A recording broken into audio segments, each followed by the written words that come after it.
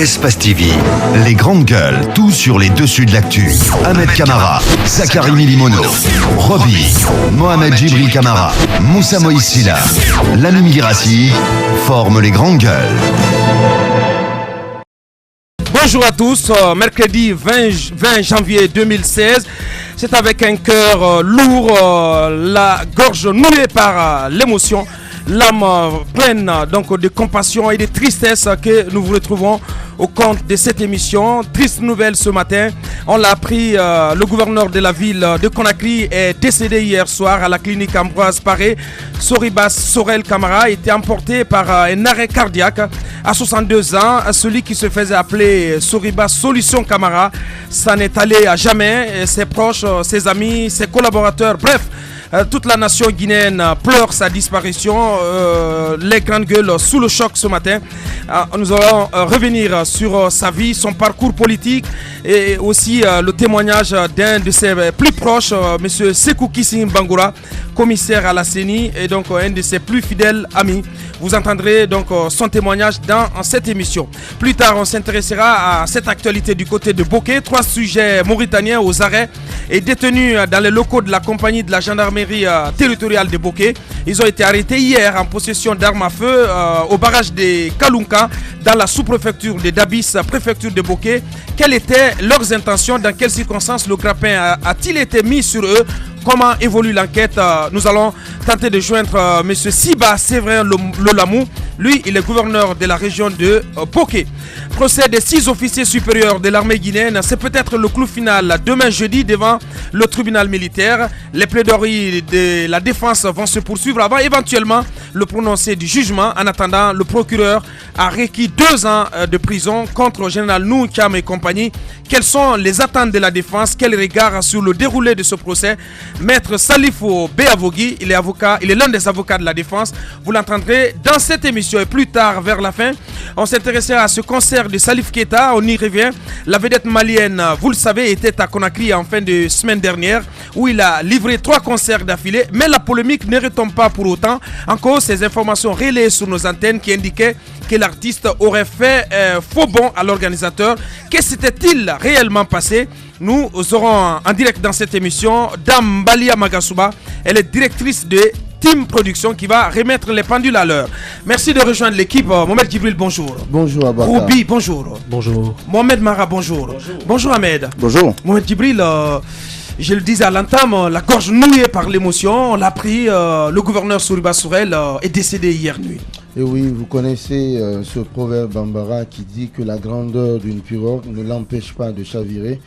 Vous pouvez comprendre effectivement l'émotion qui nous étreint ce matin suite à la disparition de Soribas Sorel Camara, disparition survenue hier nuit aux alentours de 22h à la clinique Ambroise Paré, à la suite d'un arrêt cardiaque. Le gouverneur, vous le savez, pour rappel, était malade ces derniers temps. Après l'élection présidentielle, il avait quelques soucis de santé. Et moi-même, personnellement, j'ai pu m'en apercevoir quand je suis allé lui rendre visite à de nombreuses reprises. Alors, le gouverneur s'en va. C'est un baobab politique aujourd'hui qui s'en va à jamais.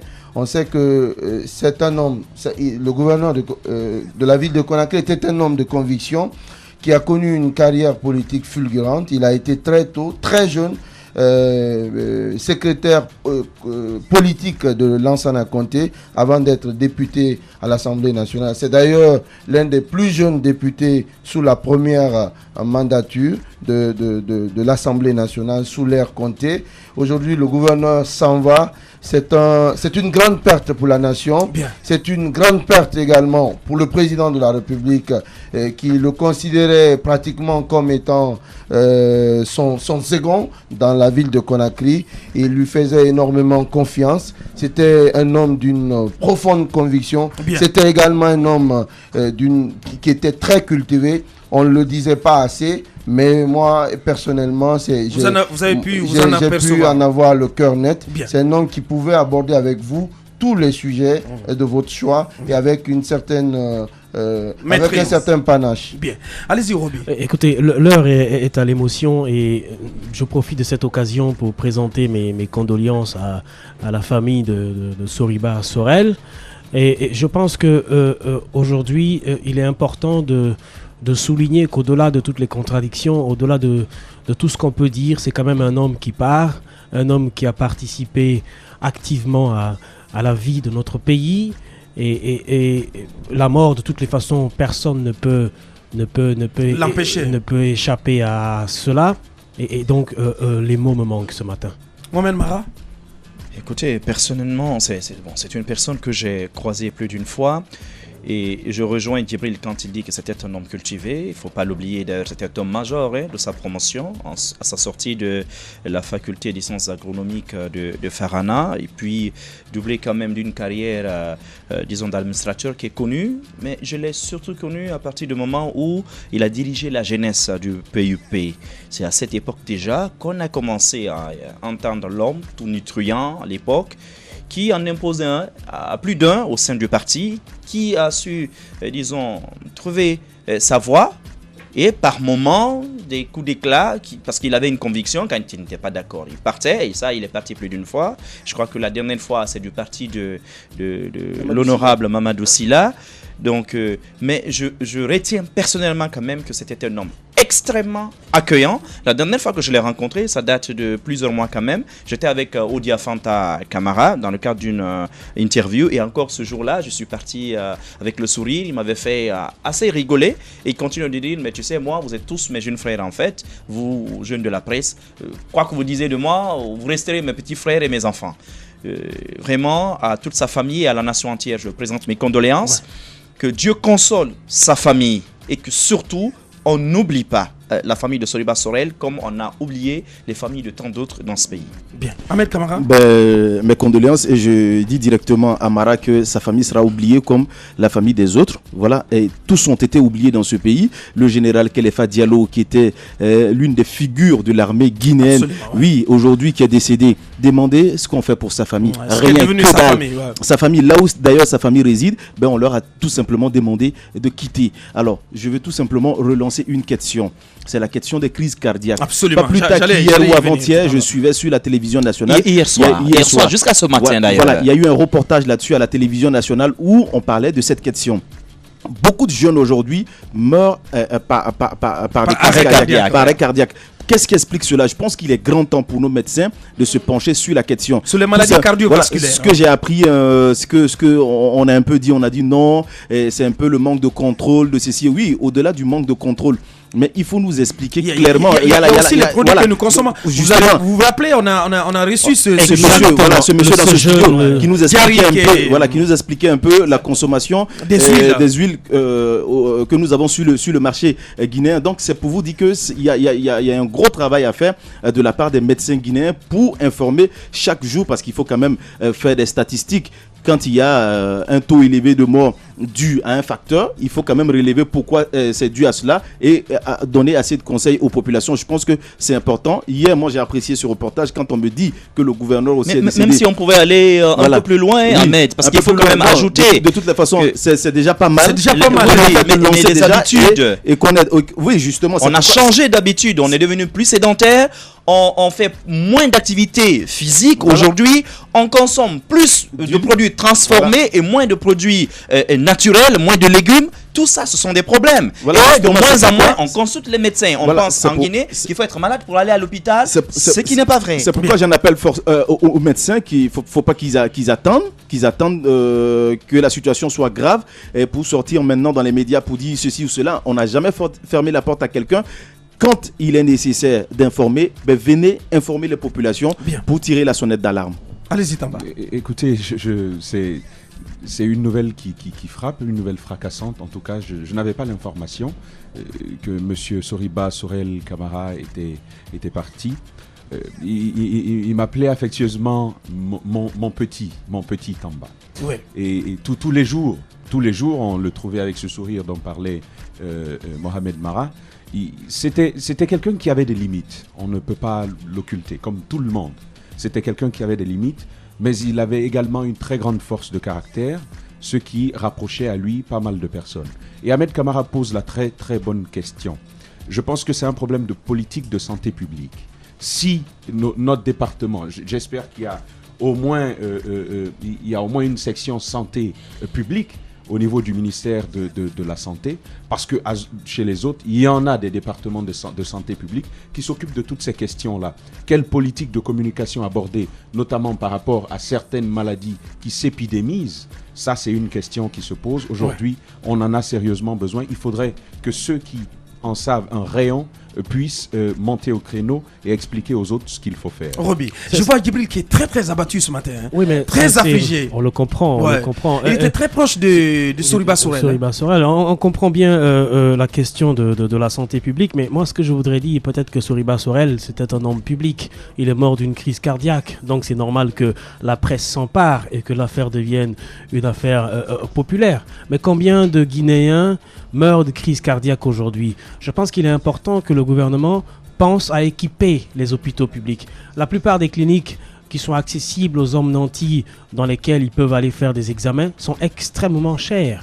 Vous prenez une clinique banalement à Conakry, vous n'êtes pas moins de 1 million et quelques pour faire un bilan. C'est pas accessible. Non, mais je dis banalement. Ouais, en moyenne. En moyenne. Ouais. C'est pas accessible à tout le monde. C'est pas accessible à une population qui est de plus en plus paupérisée. Donc il est important, et ça aussi, je vous le dis, que c'est seulement Conakry. Si vous faites un tour dans les structures de santé à l'intérieur du pays, vous vous rendez bien compte que le matériel manque. Donc c'est un problème véritable de santé publique. Aujourd'hui, il est important que l'État s'engage, parce que de plus en plus de Guinéens meurent de maladies bénignes, de maladies pour lesquelles on ne meurt plus d'ailleurs dans d'autres pays. Bien. C'est très important. Témoignage exclusif dans cette émission, l'un des proches de l'illustre disparu, on parle, il nous a quitté, Sékou Kissim Bangoura. Il est commissaire à la Commission nationale électorale, l'un des plus fidèles amis de Feu Soriba Sorel, désormais qu'il repose en paix. Mohamed Djibril, on va tenter de le rappeler là. On va tenter de le rappeler. C'est vrai, vous le soulignez tantôt, je suis personnellement très marqué ce matin. Je suis très ému ce matin. J'en perds même mon latin. Je ne m'attendais pas du tout à une telle disparition. Même si Soriba Sorel Kamara se savait malade, c'était quand même quelqu'un qui avait une santé pas très stable. Pour ceux qui ont dû le côtoyer ces derniers temps, il se plaignait souvent des problèmes respiratoires. C'est d'ailleurs ces problèmes respiratoires... Il souffrait de diabète aussi. Oui, il souffrait de diabète. Souvent, il ne gênait pas, il n'était pas admis à observer le jeûne du Ramadan. Et il avait surtout ces problèmes respiratoires. Et ce sont justement ces problèmes respiratoires qui ont conduit, n'est-ce pas, son frère qui travaille au compte du ministère du Commerce à l'admettre à la clinique Ambroise Paré avant-hier. Et dès qu'il est arrivé, les médecins ont tout de suite compris que son état de santé se dégradait et qu'il ne pouvait absolument rien faire. Bien, Djibril, si tu permets, on va aller sur le terrain, prendre ces témoignages. Monsieur Sékou Kissim Bangoura en direct dans cette émission. Monsieur Bangoura, bonjour. Bonjour mon ami, merci. Monsieur Bangoura, on vous savait proche de... Merci. Oui, merci, on vous savait proche de Feu Soriba Sorel Kamara. D'abord, dites-nous comment vous avez appris la nouvelle et comment vous vous sentez.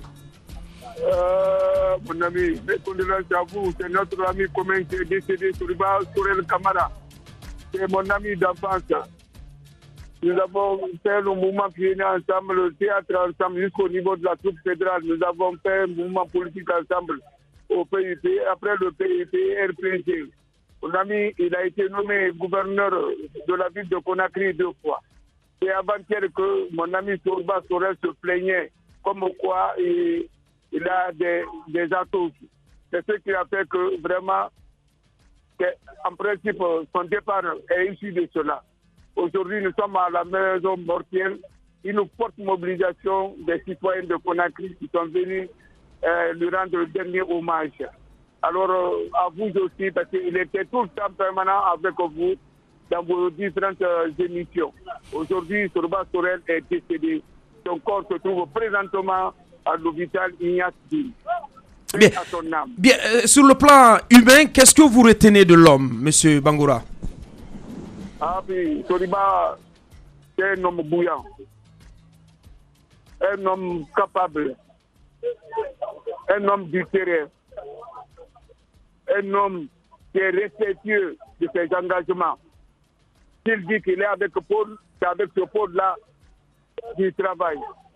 Aujourd'hui, nous l'avons vu, ce qu'il a mené dans le cadre des préparatifs des élections, jusqu'au jour des élections.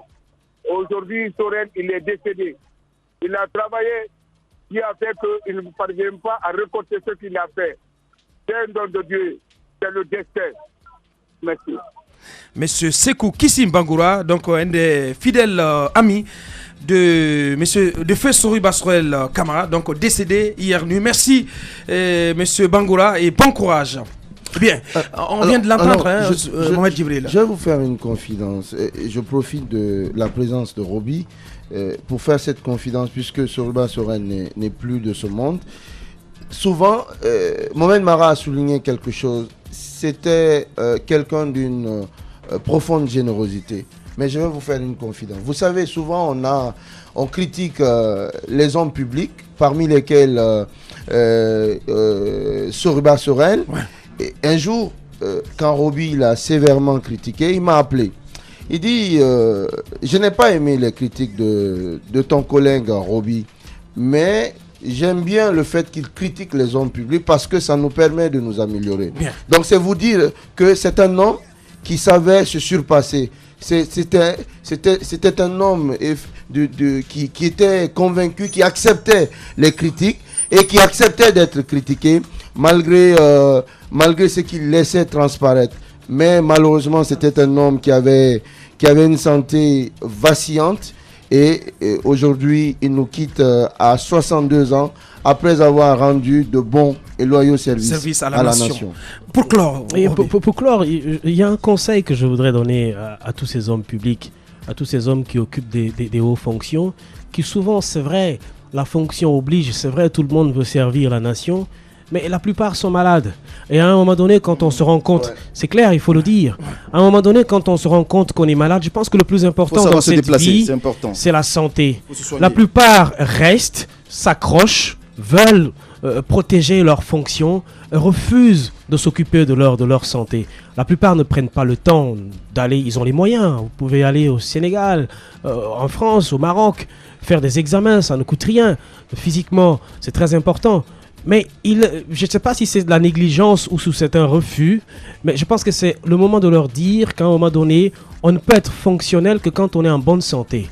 Donc il est important que ces hommes publics-là pensent beaucoup plus à leur santé qu'au travail à un moment donné. Merci Roby. Les GG continuent dans un instant.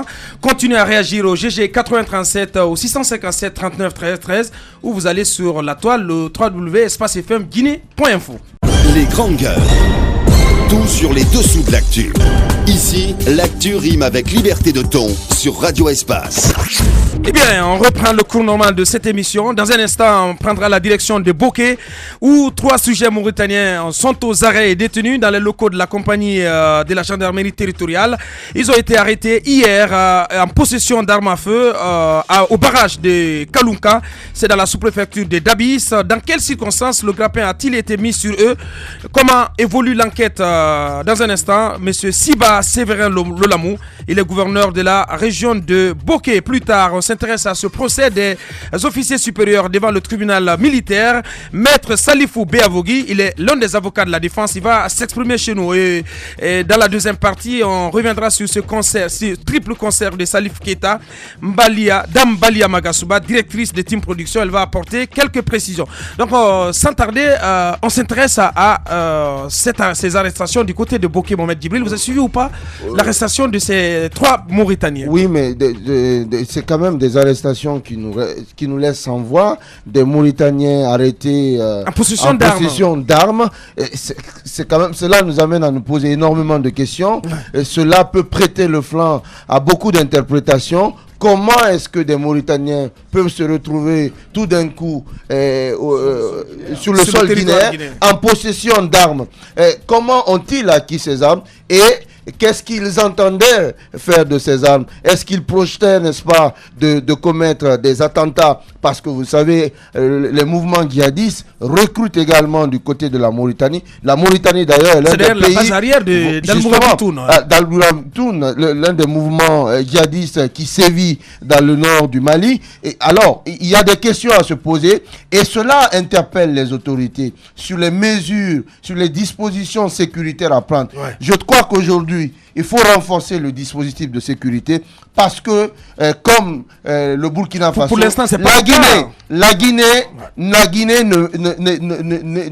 n'échappe pas à ce risque d'attentat. Je pense que l'heure est grave. Il faut prendre des dispositions idoines. Je suis parfaitement d'accord avec vous, Djibril, mais je pense que c'est le moment aussi, même si on ne peut pas totalement féliciter nos forces de l'ordre, mais c'est aussi le moment de féliciter les forces de l'ordre. Parce que s'ils ont pu mettre le grappin sur ces Mauritaniens qui tentaient d'entrer sur le territoire, je pense que c'est parce qu'ils ont été vigilants. C'est ce que nous demandons. Écoutez, s'il vous plaît, c'est ce que nous demandons à nos forces de défense et de sécurité. Je pense que vous savez dans quelles circonstances ces Mauritaniens ont été arrêtés. Peu importe il a fallu la collaboration d'un syndicaliste. Mais c'est important. Justement, mais attendez quand même. Le syndicaliste, oui, la collaboration des syndicalistes, mais finalement, qui doit les arrêter? Ce sont ces forces de sécurité. Ils pouvaient passer par les mailles. Si tu permets, Ahmed, on va aller auprès des autorités, donc les plus concernées, pour en savoir davantage. Monsieur Siba Sévérin Lolamou, gouverneur de Bokeh, en direct dans cette émission. Les grandes gueules. Monsieur le gouverneur, bonjour. Bonjour monsieur. Alors monsieur le gouverneur, on a appris que 3 individus de nationalité mauritanienne ont été arrêtés par les forces de sécurité. Expliquez-nous dans quelles circonstances ces 3 individus ont été arrêtés.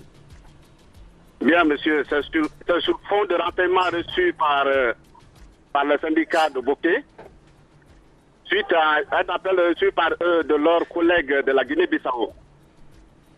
Au fond, ces 3 individus de nationalité mauritanienne auraient fui de leur pays, après naturellement y avoir commis des crimes ou des délits, je ne sais pas trop. Les informations ont fusé en direction du syndicat pour dire qu'ils sont en train de venir vers la Guinée-Bissau et finalement vers la Guinée. Oui. Les syndicalistes de la Guinée-Bissau ont renseigné donc leur homologue de Bokeh. Ces derniers se sont mis en rapport avec les autorités locales et les barrages ont été automatiquement renforcés. Les engins roulants sur lesquels ces malfrats étaient transportés, notamment des mototaxis, les pilotes de ces motos ont été avisés dans le but de s'arrêter au niveau des barrages des services de sécurité.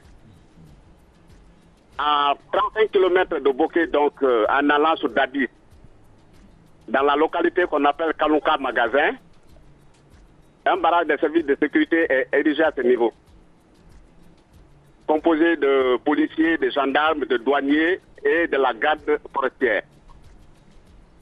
Donc les motos-taxis arrivés à ce niveau qui transportaient ces malfrats ont été aussitôt arrêtés parce que les agents en étaient informés déjà. Et ces 3 Mauritaniens ont été débarqués. Les gendarmes voulant les fouiller et les interroger afin de rendre compte à leur autorité, un des Mauritaniens a fait sortir son pistolet et a essayé de tirer sur le commandant de gendarmerie de la localité. Oui. Ce qui a alerté aussitôt la population, qui est venue s'ajouter aux agents de sécurité qui étaient déjà là pour maîtriser ces 3 malfrats immédiatement. Renseignement a été donné à Bokeh. Le commandant du bataillon autonome de Bokeh s'est déplacé en compagnie du commandant de la compagnie de gendarmerie pour aller sur les lieux automatiquement. Ces gens ont donc été embarqués hier. C'est aux environs de 19h qu'ils sont venus à hauteur de ma résidence me faire le premier compte rendu.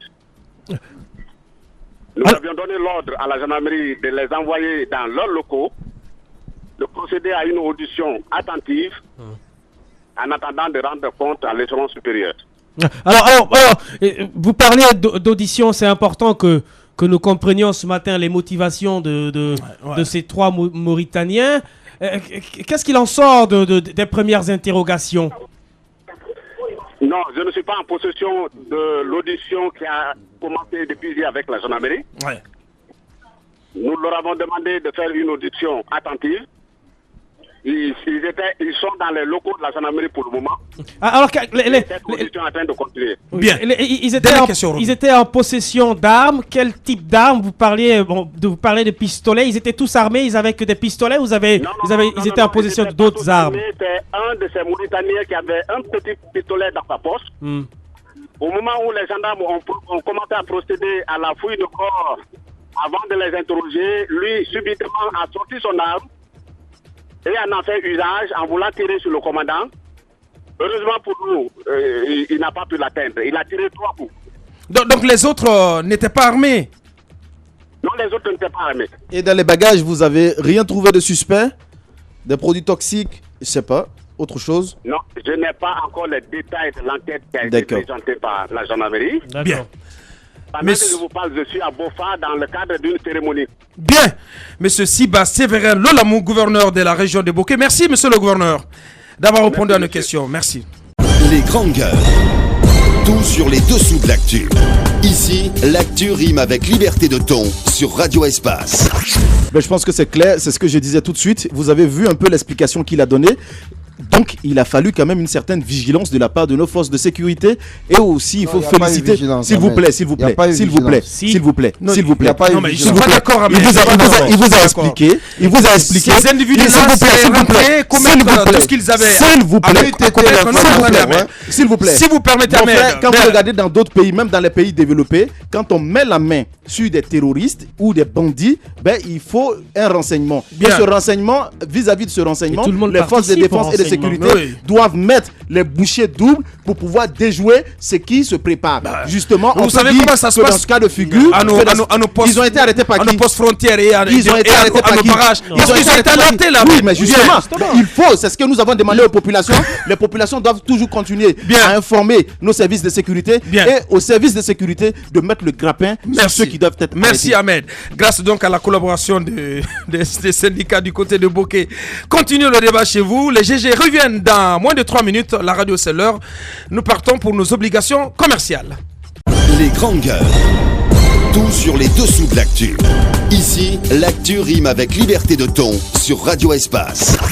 Merci de nous rejoindre dans cette émission. Si c'est maintenant que vous le faites, procès des 6 officiers supérieurs de l'armée guinéenne, c'est peut-être le clou final demain jeudi devant le tribunal militaire. Les plaidoiries de la défense vont se poursuivre avant éventuellement le prononcé du jugement. En attendant, le procureur a requis 2 ans d'emprisonnement contre le général Nounkam et compagnie. Quelles sont les attentes de la défense? Quel regard sur le déroulé de ce procès? Maître Salifou Béavogui, avocat de la défense, il va s'exprimer dans la deuxième partie de cette émission. On reviendra aussi sur ces 3 concerts de Salif Keita, la polémique qui ne retombe pas.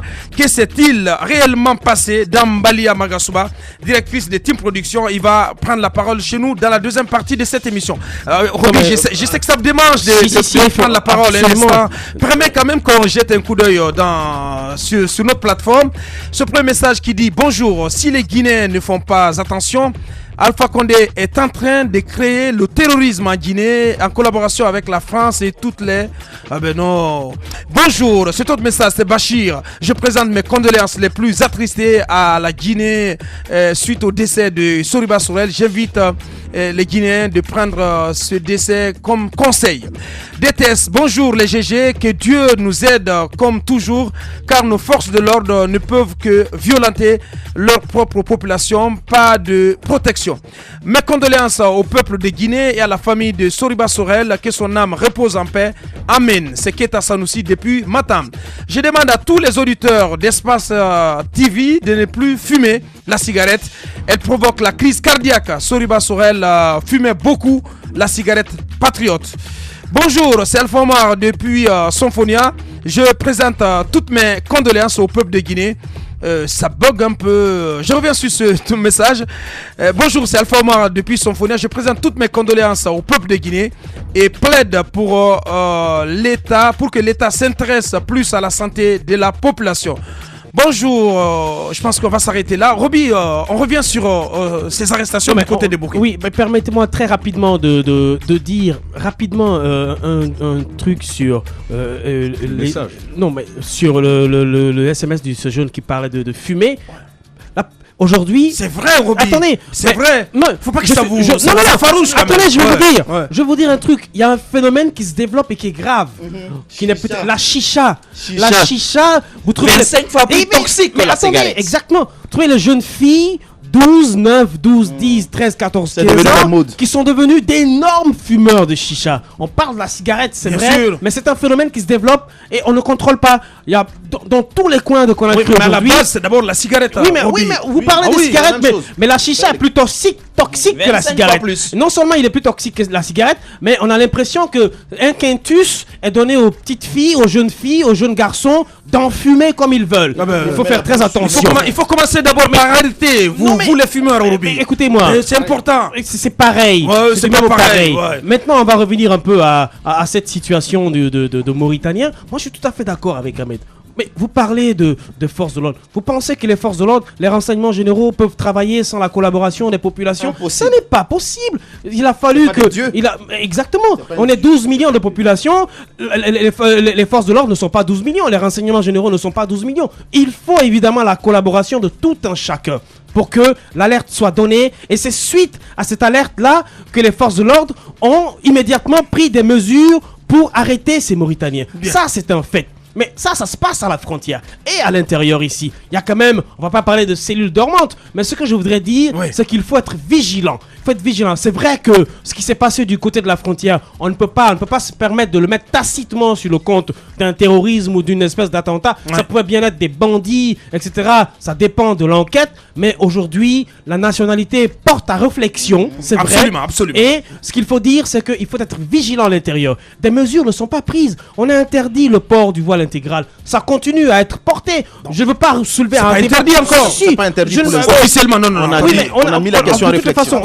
La question à réflexion, de toute façon, question réflexion ou pas, il faudrait qu'on aille plus loin dans les mesures de dissuasion Qu'est-ce que vous voulez dire? Terrorisme. Il a fallu qu'un attentat soit commis du côté du Burkina à l'hôtel Splendide pour qu'on poste des gendarmes et des policiers devant les hôtels de Ouagadougou. Je veux dire que ce n'est pas comme ça que ça se passe. La vigilance doit être accrue. Et si vous allez du côté du Palm Kamen, ils sont pas équipés. C'est un miroir qu'ils ont pour regarder en bas des voitures pour voir s'il n'y a pas de bombes cachées là. Mais les terroristes pouvaient bien cacher les bombes dans le coffre de la voiture. Donc il y a plusieurs mesures qu'il faut prendre. Aujourd'hui, il faudrait pas qui l'a dit dans ce studio. On n'a pas d'unité spécialisée. Oui, mais il faudrait regardez le mec qui l'a dit. Vous avez tout à fait raison. Vous avez regardé. Non, Mohamed. Écoutez, Mohamed. On n'a pas de spécialiste des questions de terrorisme dans nos forces de sécurité. Vous avez regardé le reportage du côté du Burkina, le reportage du côté du Burkina où le GIGN a participé à la formation de gendarmes antiterroristes. C'est la même chose qu'on doit faire ici. Il faut de plus en plus se spécialiser, il faut de plus en plus créer une unité d'élite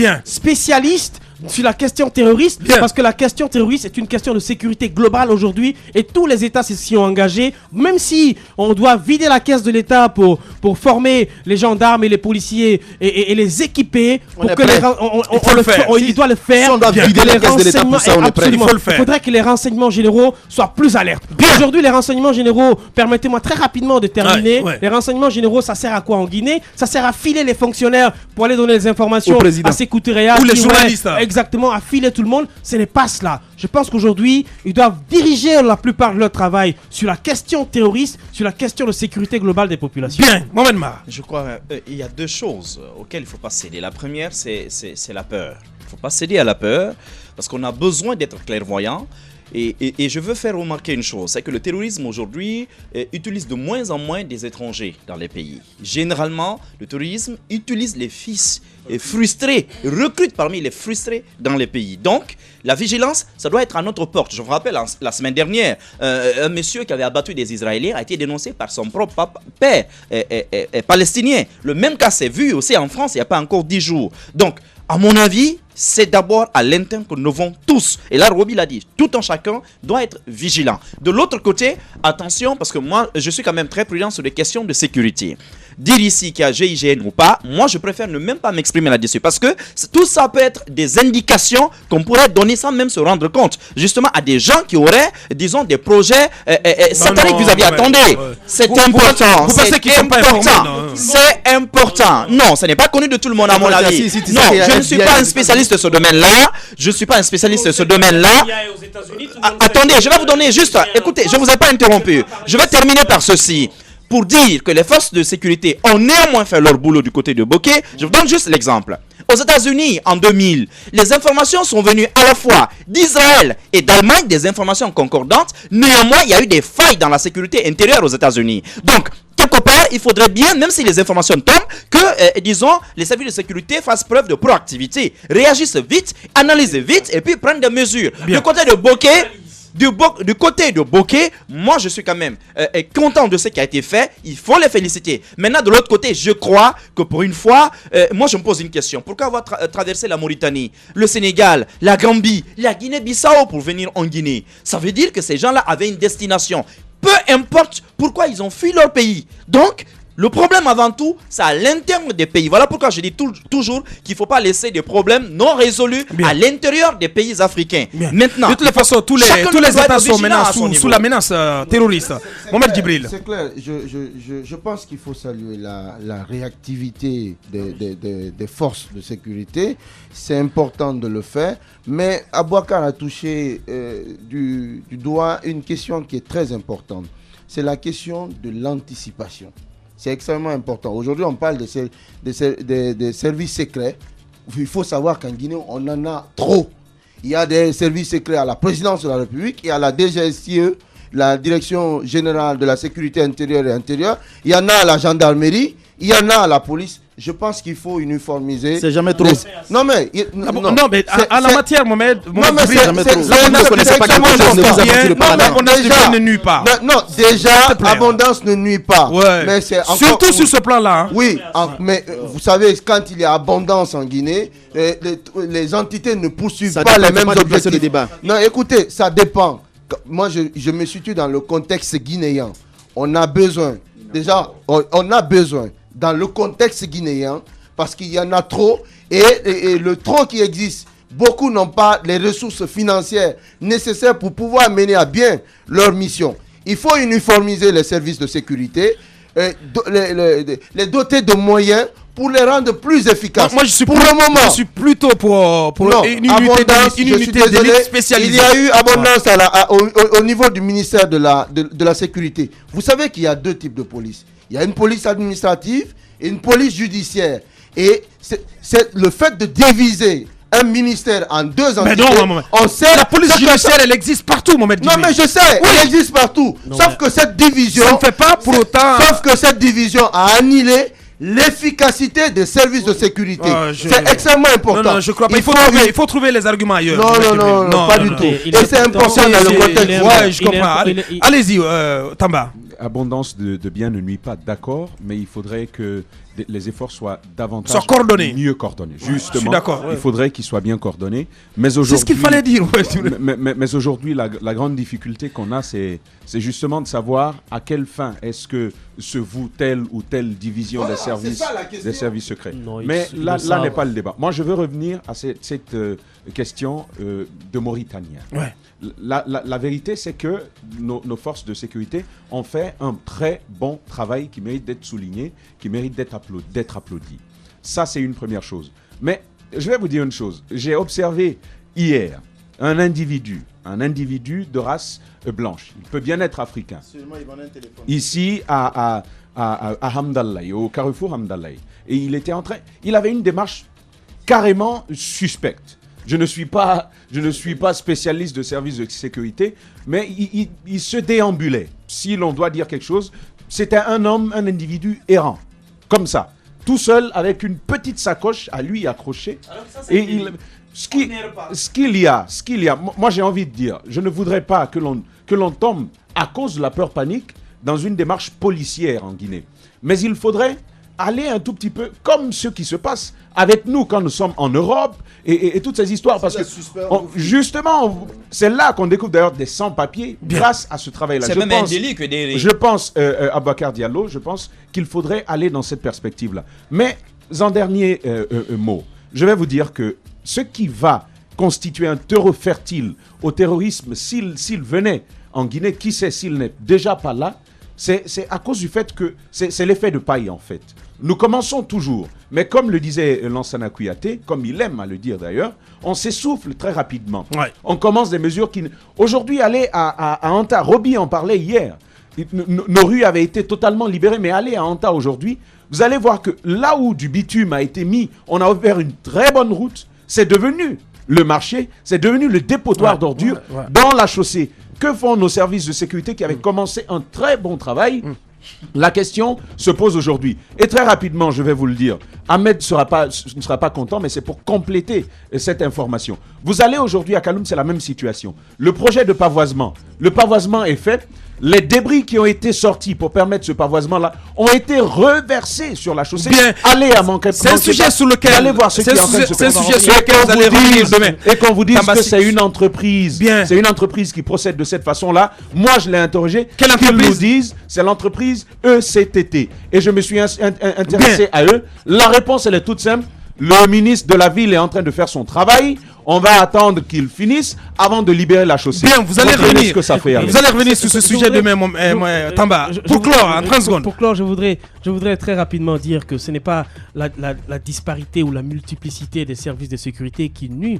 Moi, ce que je voudrais... Non, d'un service de renseignement qui nuit. Moi, ce que je voudrais dire partout, ça se trouve. Chaque cellule a une spécialité. Et chacun s'occupe de sa spécialité. Bien. Mais permettez... Djibril, attendez. Bien, non. Djibril, on va pas polémiquer là-dessus. Ils ne sont pas obligés de poursuivre les mêmes intérêts parce que sinon, ça devient un monotonique. Djibril souffle d'écouter Roby. Je suis parfaitement d'accord avec lui. Mais quand vous allez aux États-Unis, entre le FBI et la CIA, parfois il y a des accrochages de ce genre. Ce qui est important, mais tous concourent au même résultat. La sécurité nationale. Ce qui est important dans notre pays, c'est d'équiper ces services de sécurité. C'est d'élever leur niveau, leur capacité d'analyse des informations. Parce que c'est ça le problème. Le problème du terrorisme, c'est d'abord l'information. C'est l'information que vous avez et votre capacité, votre promptitude à analyser. Et c'est cette analyse-là qui nous permet d'anticiper les choses. Merci Roby. Continuez de nous écouter sur 99 MHz à Kankan dans tout le Nabaya. Les GG reviennent dans moins de 10 minutes. Le temps donc d'aller à nos obligations commerciales. La radio, c'est l'heure. Bienvenue. Politiciens véreux, fonctionnaires corrompus, promoteurs immobiliers voyous, justice passive. La Guinée devient-elle mafieuse?